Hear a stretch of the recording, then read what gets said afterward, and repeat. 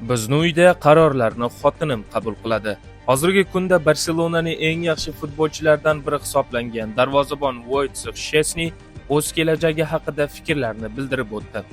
Yashirmayman, menga 2 yilga yangi shartnoma imzolashni taklif qilishdi, lekin men buni oilam bilan birga muhokama qilishim kerak. Biz uchun nima qilish yaxshiroq bo'ladi? Men buni oilam, rafiqam uchun bajarishim va birgalikda qaror qabul qilishimiz kerak. Hozircha bir qarorga kelmadik. Uyda ko'p qarorlarni rafiqam qabul qiladi va men bundan sira uyalmayman. Futbolga oid qarorlarni o'zim qabul qilaman, lekin bu juda noodatiy vaziyat, chunki biz bu yerga 1 yilga kelgandik. Orzularimizni ro'yobga chiqarishga harakat qilib, keyin qaytib golf o'ynashga qat'iy bel bog'lagan edim. Bir necha hafta ichida qaror qabul qilaman.